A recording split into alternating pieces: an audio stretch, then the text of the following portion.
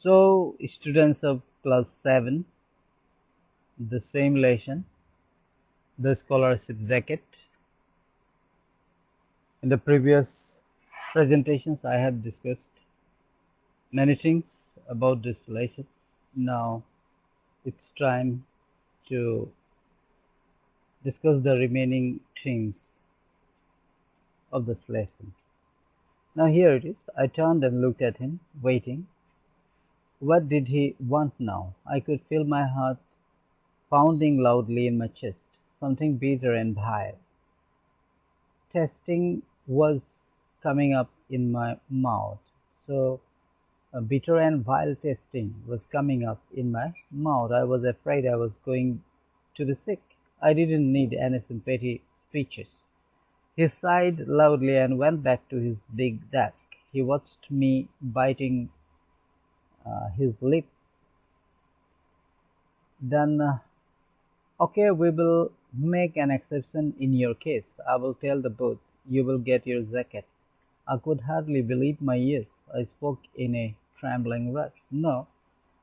When she was about to leave that room, the principal asked her to wait, and when she turned and looked at him, and then she was waiting, and her heart was pounding very much, and a bitter and vile tasting was coming up. She thought like that. Then she was afraid, and she felt like she was going to be sick. Then, what she didn't want was a sympathy speech. So she was waiting. He sighed loudly and went back to his big desk. He watched me biting his lip.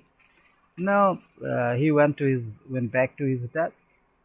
Then he said, "Okay, they will make an exception in her case that year, and he will be telling the board, and she will be getting the jacket." And she could not believe believe her ears. Then, in a trembling voice, she told, "Oh, thank you, sir." This much she told. Suddenly, I felt great. She was feeling great. I didn't know about adrenaline in those days, but Harmony, she did not know about that. Then she knew something was pumping through me, through her, making her feel as tall as the sky. She wanted to yell, jump, run the mile, do something. She was so ecstatic. She was so happy. I ran out so I could cry in the hall where there was no one to see me. So she wanted to go to the hall to cry. That cry will be of happiness where no one could see her. So this much here in this slide. Let us move on to the next and see what is there.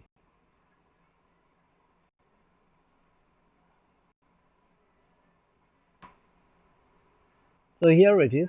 At the end of the day, Mr. Smith winked at me and said, "I hear you were getting the scholarship jacket this year." His face looked as happy and innocent as a baby's, but I knew better. Without answering, I gave him a quick hug and ran to the bus. Then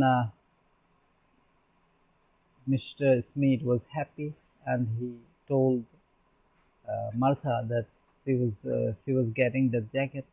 Then she did not want to give him a reply, so uh, she gave her a quick hug and ran to the bus. She gave me a quick hug and ran to the bus.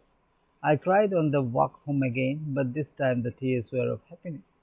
I couldn't wait to tell Grandpa and ran immediately to the field. I joined him in the row where he was walking, and without saying anything, I crouched down and started pulling at the weeds with my hand. Grandpa walked alongside me for a few minutes, and he didn't ask what had happened. After I had a little pile of weeds between the rows, I stood up and faced him.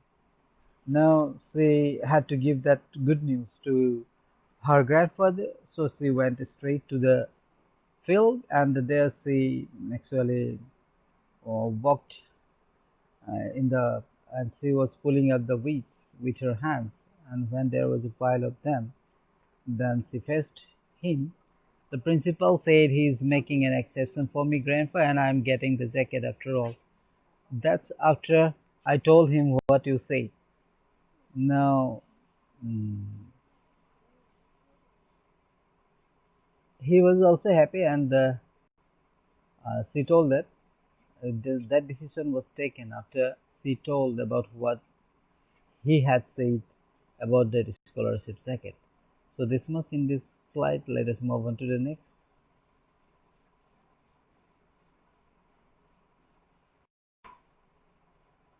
Grandpa didn't say anything. He just gave me a pat on the shoulder and a smile. He pulled out the crumpled red handkerchief that he always carried in his back pocket and wiped the sweat off his forehead. Better go see if your grandmother needs any help with supper.